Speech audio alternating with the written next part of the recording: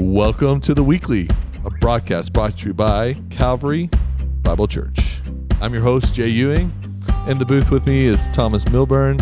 We're going to have a great session here recording about Revelation. And no matter where you find yourself out today, we have found ourselves between two ferns because it is Christmas at Calvary. Maybe between two fir trees.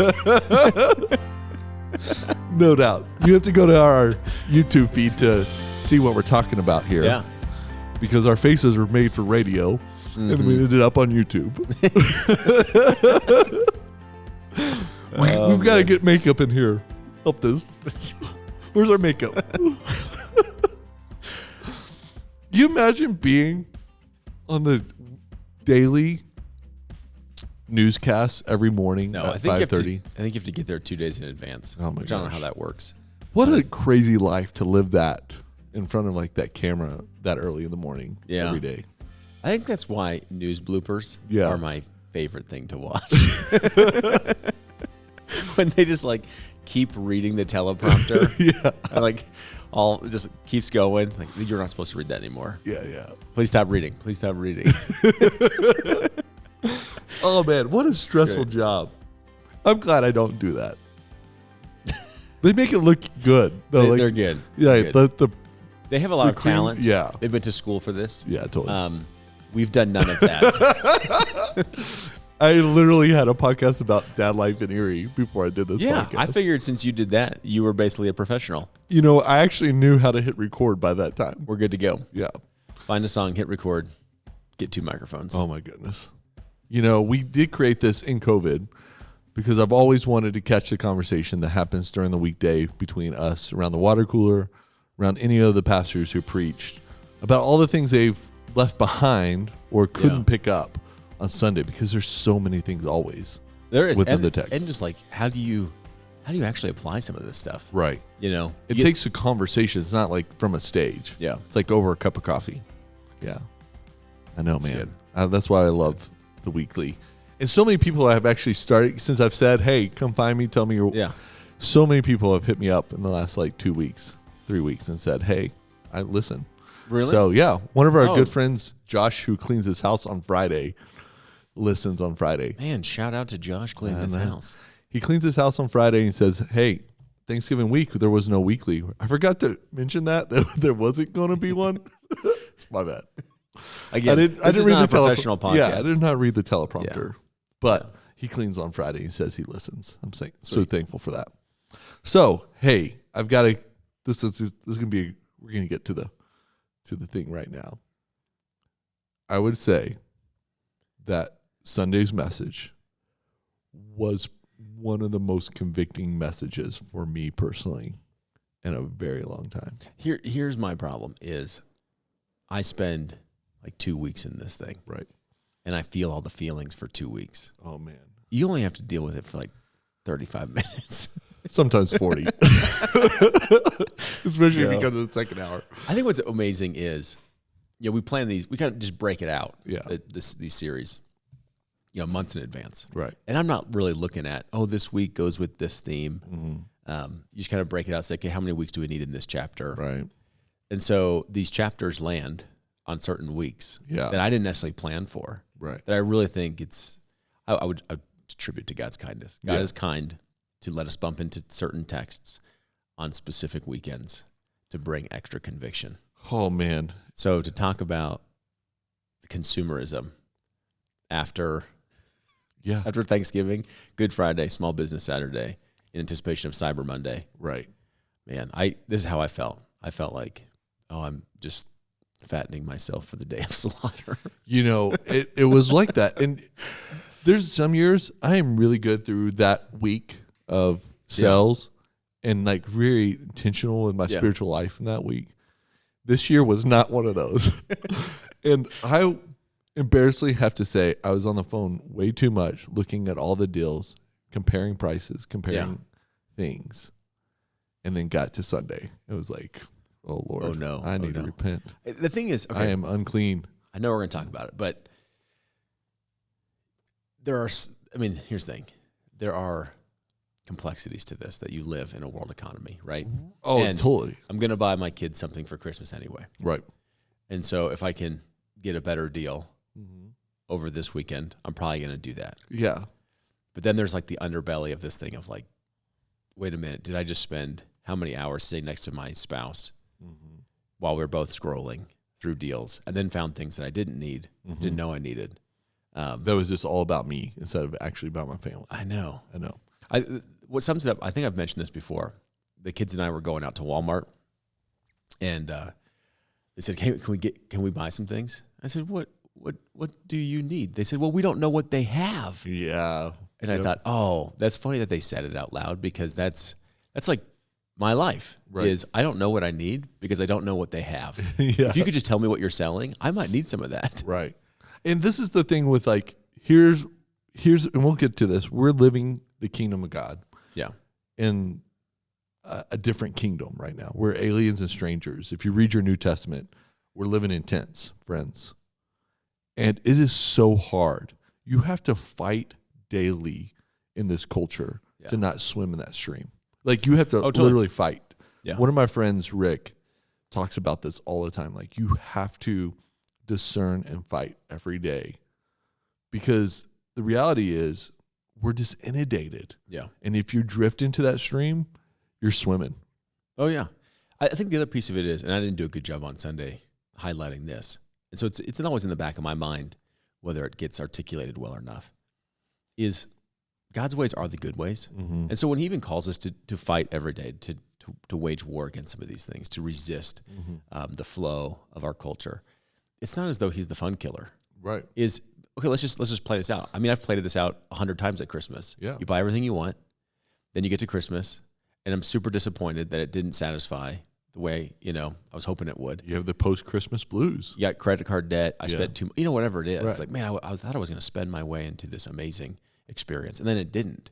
And then you think, okay, God's ways are maybe harder, but at the end of the day, they're the good ways. They are the good ways. So I get he that never disappoints and always satisfies. So if you're joining us for the conversation, I think one thing that's helpful is to understand that we really view the book of Revelation as speaking to us today.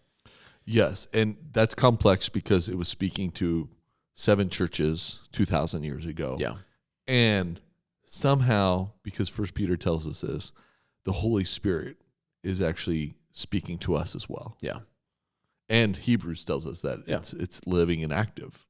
We're living and active. So I think that's important to say, hey, it has a historical root or foundation. So it speaks about reality that was, but we also believe it's the reality as it is. Right. And the ultimate reality as it will be. And so we still take the whole book to apply to us today. And it will ultimately apply to a culminating, unifying future. Perhaps we'll be living at that time, perhaps we won't be. But to reserve the whole thing to, hey, this is going to happen in the future, doesn't apply to you, I think it removes it from the category of that conviction.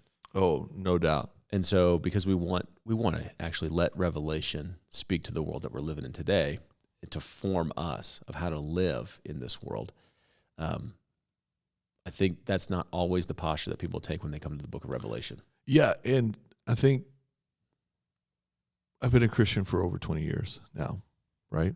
And you're 21 years old. Yeah. And this is probably the one thing that haunts me the most is Babylon. Like, as I thought about my faith, tried to live out my faith, tried to navigate the world with my faith, this idea of Babylon has just always been there. Like, what am I doing that's actually supporting Babylon? And what am I doing that's actually living in the kingdom of God? Yeah. And this tension that's always there. There's always a tension, and it never gets resolved. You know what I mean? Yeah, I think on Sunday, at its best, is just to wake people up to the fact that the world in which we live in there's an underbelly to it that we don't always recognize. And Revelation is going to call it Babylon. And there's a historical root that we looked at. Like, here's the beginning of Babel, which is the assembly of people against God to make a name for themselves, to use technology for their own protection, their own might, their own strength, their own, whatever, self-interest. And that develops into literally Babylon, in which we see Daniel and his friends live out in Babylon, which, I mean, thank God there's a book in which they have to actually live in Babylon. But the crazy thing is before that, even in the prophets, God himself says he's going to use Babylon for his good. Yeah. For his instrument of justice. Correct. And judgment. And you're like, come on, this is crazy. You're using something wicked. Yeah. Well, maybe letting it run its course in order for judgment to happen with the people of Israel. Yeah, I think when you see God's judgment, think of Romans 1, is because you did not glorify me, right? And you're not going to worship me. You're going to worship the creation. You're going to love creation, not me. Then I'm going to give you over to desires, right? And so I think when you think of judgment, he's giving Babylon. He's not restraining Babylon. He's not restraining evil. He's allowing Babylon to do what Babylon wants to do. He's going to allow evil to do what evil wants to do. And that's his judgments. And then what you end up seeing is, oh man, it devours people and devours itself, because that's what evil does, just looking to destroy everything. And you read Psalms like, I sat by the water and wept. Yeah. You know, like, you're just like, oh my gosh, man. I can't imagine the book of Daniel and being Daniel and his friends. Oh my gosh. But that's why the example is so good, is we look at the text from 18, where this Babylon we've seen is political, you know, it's religious, and then we see that it has an economy to it. And the underbelly of its economy is built at the exploitation of people. Are you talking about America and you're just not saying it like that? I think anyone who wears I don't remember who has said this, but whoever wears the eschatological hat has to wear it. And so there are times in which religious churches, Catholic Church, Protestant Church, has worn this hat of the beast, has worn the hat of the spirit of Antichrist. Yeah. I mean, you have Nazi Germany. Totally. Obviously, is an easy case study, right? But then you have to look at us at times. Yeah. Like, I think especially, you know, and here's the thing. Here's where the podcast gets really real and really uncomfortable. It's like nationalism right now in America is real, especially Christian nationalism, right? Yeah. I think when you try to find your hope in any government, political system, area of power outside of Jesus Christ, you're in danger of worshiping Babylon. Now, do I want to live in a country, in a place that loves Jesus? Absolutely. Do I want to live in a country that has Judeo-Christian morals and principles? It goes better. Yeah. Yeah. Absolutely. And so to my ability, do I want to persuade things for that to happen? Absolutely. Is my ultimate concern and care for the state? No, it's not. And so, like, if I'm going to be faulted for something, I've said this before on the podcast, it's not going to be for loving America too little. You know, it's like, I love the country that I'm in. I absolutely do. But my ultimate allegiance is to Jesus Christ. Yeah. And so America will end. It will at some point. Babylon has come to an end many times. And so we see in Revelation 18, that end comes swiftly. I think it's just like, man, those who, you know, puff themselves up in pride, like we're invincible. Their fall is so dramatic to let everybody know that they're not God. Yeah. Can I give some book recommendations just at this point to be helpful? Man. I think Divine Conspiracy by Dallas Willard, which is probably the best book he ever wrote and the least read book he ever wrote. So it's a tough book. It's a big book. But it's I think thinking about kingdom, how to live out the kingdom, Divine Conspiracy. You have to mention Dietrich Bonhoeffer here with Life Together, or The Cost of Discipleship, maybe even better. It's the start of that. I mean, those are real books, right? That really help you navigate what you're doing in the world. You have any other recommendations? This book sort of helps you understand how to live out the kingdom within the culture we live in. Yeah. Live No Lie by John. Yeah, John Mark Comer, Live No Lies. That's just a good modern book on trying to navigate the world you're in. That we have been lied to on many fronts. Those lies become normalized, and then they become believed and practiced. And so to kind of break free from, oh man, actually, this is not God's truth. But honestly, I would read the first 7 chapters of the book of Daniel. Dude, I was just gonna that or the 3 chapters of Matthew 5, 6, and 7. Yeah, just the opposite kingdom. Blessed are these people, poor, thirsty. Read them in different translations too.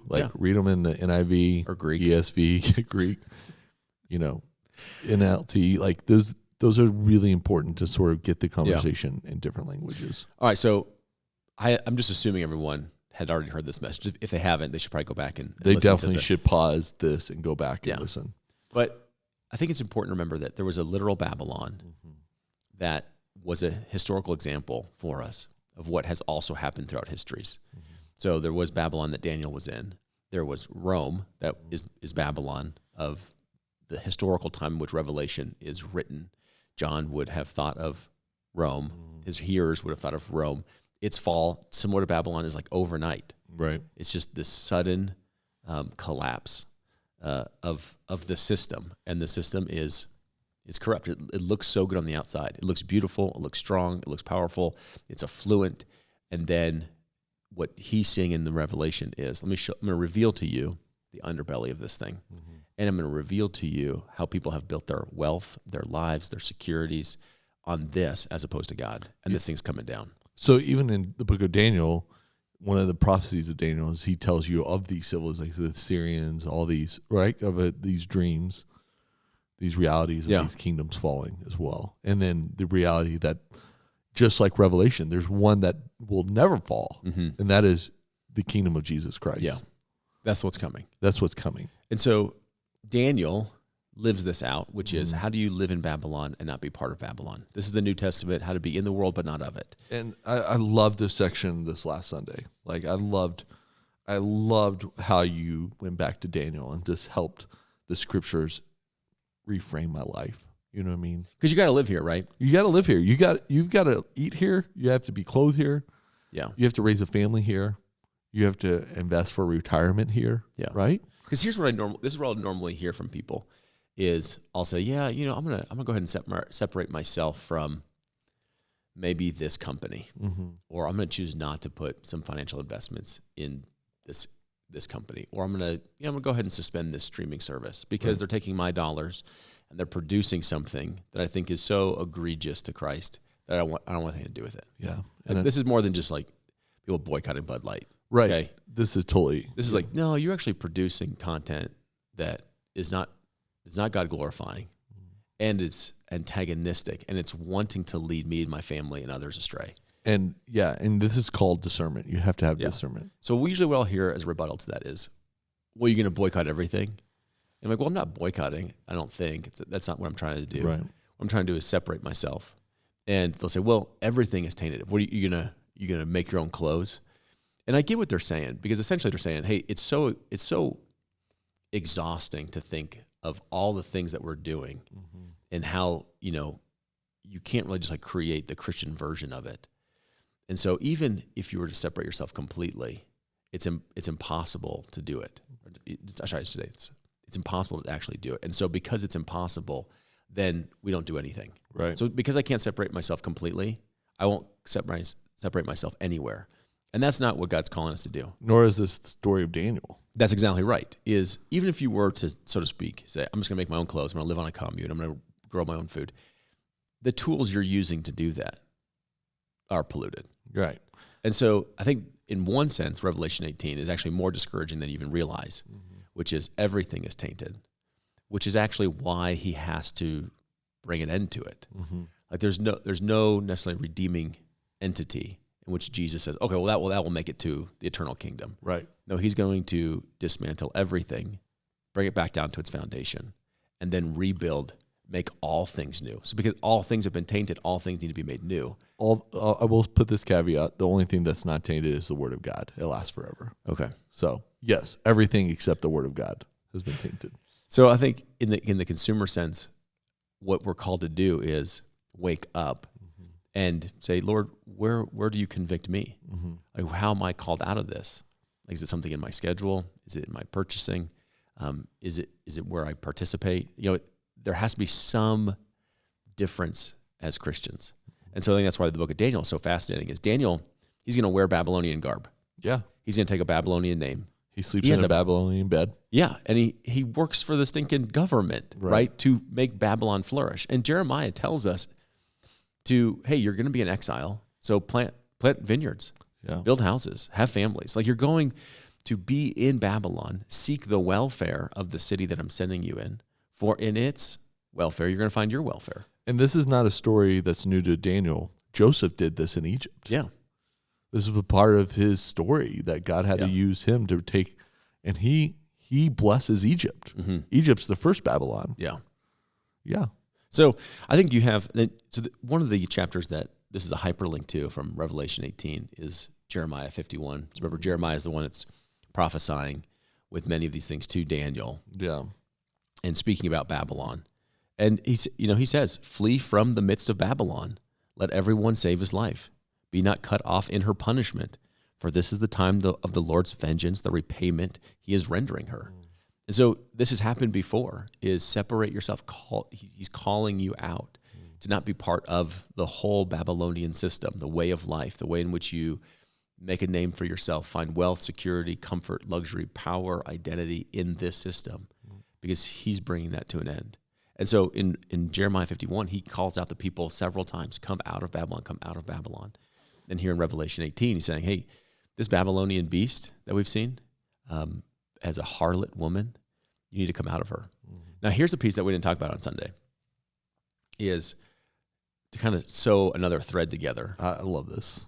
Is Revelation 12, right? So we get dragon. Which, do you have a dragon in your nativity? Yeah, so many people are like, I'm putting a dragon in my nativity. I got a picture of a friend who put one in. I love it because it just helps remind you of the story, right?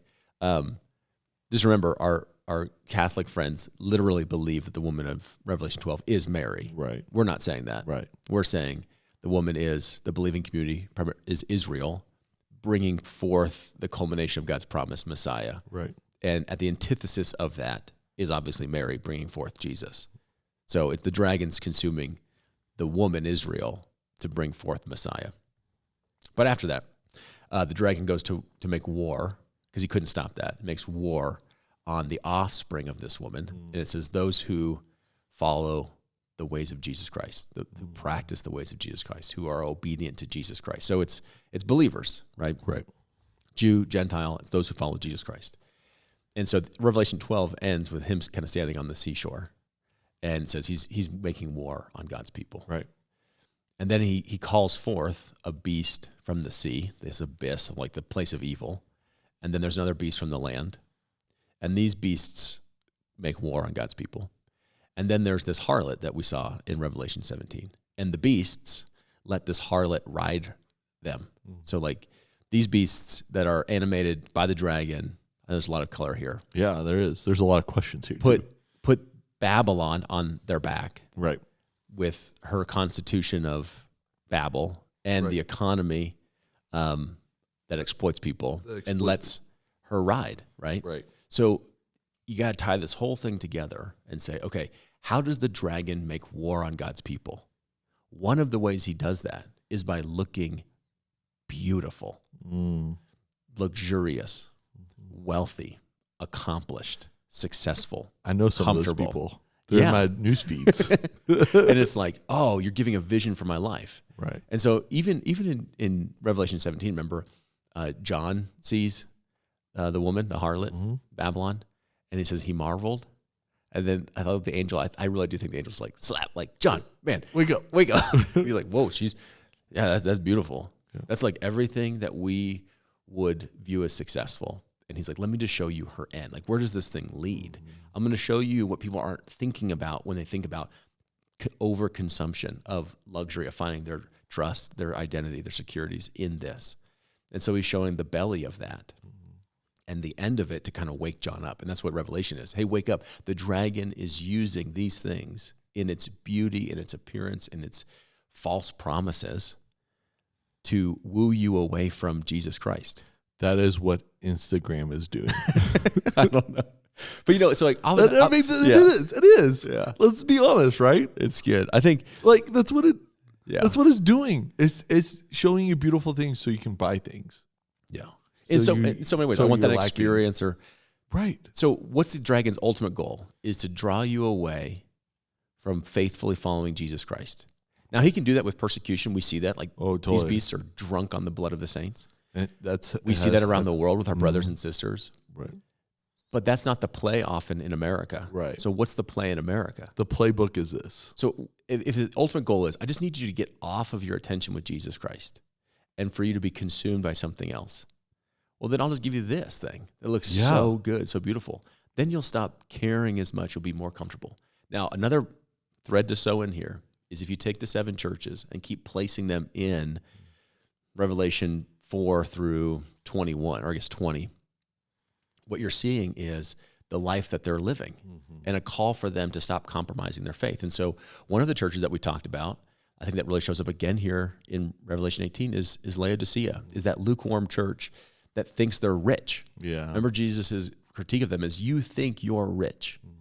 You don't know you're impoverished. Yeah. Buy from me true wealth. Oh my gosh. And so here it is like, okay, Revelation 18, hey, you're seduced by this economy. You're so seduced by this system in this way. And so you've stopped following Jesus. You think you're rich. Right. Man, you are destitute. Buy from me. That's why I was sitting there on Sunday. I'm like, oh, Lord, have mercy. Yeah. Lord, have mercy. And here's the thing. This is why I love the Bible, is they're always trying to tell us the underbelly. Yes. So the Proverbs 7, is talking, this wise sage is talking to his kids of like how to preserve your life. Read a Proverbs a day and keep the doctor away. That's what my dad says. So he's talking about this persuasive harlot that seduces men, right? So we could think about this in very vivid terms of how men are seduced by Easily. Beautiful, seductive, pornographic images, right? So in verse 21 of 7, with persuasive words, she led him astray. She seduced him with her smooth talk. It just sounds like Revelation 17:18. All at once he followed her. And then this is the description. So I'm going to show you what's really happening. So you're following these lustful thoughts. At once he followed her like an ox going to the slaughter, like a deer stepping into a noose, till an arrow pierces his liver, like a bird darting into a snare, little knowing it will cost him his life. He's saying, okay, the end result here, he doesn't know that he's like an ox going to the slaughterhouse. And at the result of that is just dead men's bones. Right. Or is it like Jesus at the end of the Sermon on the Mount saying, be a wise builder, either shifting sand or a rock? Totally. Like, here's the underbelly of all this, right? This is why God's ways are the good ways, is that he's not the fun killer. He's not the one saying, hey, stop buying because we know that those things are, things you really want, but, you need to not have them. He's saying, these things are luring you in that will actually destroy your life, that will actually leave you empty. And so come to me, who will satisfy your life. Right. So it goes again back to what does the adversary do? Kill, steal, destroy. What does the dragon do? Kill, steal, destroy. He'll do that by any means. Right. And so if he can get your attention with overconsumption, luxury, wealth, comforts, so that you separate yourself from Jesus, win. That's in the win column. Totally, for him. If he can do that with persecution, that's in the win column. Right. So we've seen Revelation address churches that are going through persecution, remain faithful. Some will be in prison, some will be put to death, remain faithful. And we saw some of the things they receive crown of life later on in the book of Revelation, if they remain faithful. So this one is specifically about remain faithful in Babylon. Be faithful in with Babylon. luxury. Yeah. The church historically has talked about martyrdom. That martyr means witness. So there are red martyrs and white martyrs. Red martyrs are those who died for their faith. So there are examples in Revelation, those who were put to death for their faith. And I think we as American Christians are like, man, we would do that, right? If someone's like, disbelieve in Jesus, or, we take your life, you're like, I'm not going to disbelieve Jesus. But then there's a category called white martyrs, and those who have to live out their faith. Is their martyrdom is living out their faith daily. So you're dying to yourself daily in the sense of, these are my desires, they're pleasures that are wanting to satisfy them in Babylon. I'm going to die to that and live to Christ. Okay, so let's apply more of this. Yeah. And you had the call, and you had these 3 questions, I think, that were really important. Are there things in your life that you abstain from, that just you abstain from? Like things in the culture that not maybe everyone in your life group, maybe not everyone in this church, maybe not everyone in your family abstains from, but you do. Sort of like Daniel refusing the king's food at his table to live a Jewish diet. Yeah, I mean, there are things on the king's table that he said, I will not ingest into my body, because if I did, it would defile me. Because that was a Jewish law. Well, yeah, I mean, it's a little, I mean, this would be another conversation, but not everything that he abstained from was antithetical to a Jewish kosher diet. No. So they could have wine, but he abstained from the wine. So there's probably more going on in the refusal to consume those things. It's probably more of an allegiance to the king, or identifying with the people who are serving the king. Or there was a ritual that was to a pagan god, because after you had this. Yeah, something there. Yeah. Now it could have been pork, perhaps, Yeah. and he's going to abstain from that, obviously. But not everything that seemed to be refused was against a kosher diet. Right. But and he eats his fruits and vegetables and looks better. So I think that even makes it more challenging is not everything is necessarily anti-Christ. Yeah. But you choose not to participate in it because for you it's defiling. Mm-hmm. And that comes back to wisdom and discernment. Yeah. Once again. So let me just throw out some examples on this. Like some people said, hey, there's certain shows I don't watch that even some of my Christian brothers and sisters are like, hey, I love this show. Right. But you say, the themes in that show, the amount of nudity or the degree of nudity is pornographic to me. Mm-hmm. I'm not going to do that. Totally. The rating of that, like, why do I want to fill my mind with these things? Right. That's yeah. Some people say alcohol too. Or like, even with the show, like if it makes you stay up way past your bedtime and then you're getting less sleep. What time's your bedtime? Like you don't get to pray as well the next day because you're watching a show late at night. Like those are things too, right? Oh, I remember there was a pastor several years ago that I was listening to, and he said, I'm in a fight with my wife. And I'm like, why are we fighting? This is so stupid. He probably didn't use the word stupid. He was a real pastor. You're just calling it as it is. It's stupid. It's like, that's how I view it. Like, why am I in this fight right now? Fighting about something that's like not that significant. When I say stupid in front of my kids, I catch their attention. Yeah. And I only use it when I'm like, this is really this. Yeah. The word is stupid here. They're stupid. And he said, I didn't realize I didn't go to bed like, was it 2 nights ago or 3 nights ago? He just stayed up and he was binging a bunch of shows or a series or whatever. And he's like, I'm too tired not to fight. Mm-hmm. And so I lost this conflict with my spouse, not because, I said something right now, is because I refused to just go to bed 2 nights ago. Yeah, totally. He's like, oh, dang. Yeah, I should probably have just gone to sleep. Yeah. When people come in, and part of my calling at Calvary is people come in and ask about spiritual life things because that's where I reside. Yeah. Spiritual formation. And they're like, I can't pray. I can't do these things. The first question I usually ask is, are you sleeping? Are you going to bed on time? Yeah. Are you waking up at a normal time? And then if you're not doing that, let's do that for 2 weeks. Yeah. And then let's come back and talk about prayer. So this is because this is the things you have to think about. Exactly. That's why on Sunday, I don't want to be prescriptive in, okay, these are the 3 things to come out of Babylon. I want to say, I don't know what that means for your life. I just know that's your call on your life. And this is why you're a better preacher, because it's easier as a preacher just to call out things. Yeah, instead of letting people reside in discernment. Let's all boycott this one thing. Right. Like, this thing's Christian, that thing's not Christian. It'll make the Instagram reel, but it is not true. So it's like, I want you to take a question home. I'm going to lend you a question this week. Oh my gosh. What is it that God's calling me out of? That maybe my neighbor's not going to be called out of. That even my Christian brother may not be called out of, but I'm called out of this. And this is why you have to have a life group or a Bible study or a friend or a spiritual partner in life who you can ask these questions to and talk about for the next week. Yeah. Yeah. I think my framework on this is my neighbors love Christmas, and not all of them love Jesus. Mm-hmm. Some of them are very antagonistic towards Jesus. I can't have the same Christmas that they're going to have, right? Mm-hmm. And I typically do. Yeah. Yeah. So what is it that I'm doing in this month, particularly, because I think it is a consumer month, that separates myself? Yeah. In what ways will I best prepare my children to anticipate the arrival of Jesus Christ? Will I spend more time in the Advent readings and prayers than I will about wrapping and shopping and, because all those things need to get done. I get it. All those things need to get done. And you have family and expectations on you. Yeah, work parties going to. I mean, this December's crazy. So I think this is why I think it was just God's gift to say, hey, before Calvary, you step into December, remember he's called you out of Babylon. Mm-hmm. So that was once you don't ingest everything from the king's table. The second one, and I may not have it right because I was writing quickly, refuse to worship things of this world. Yeah. You abstain from worshiping some things of this world.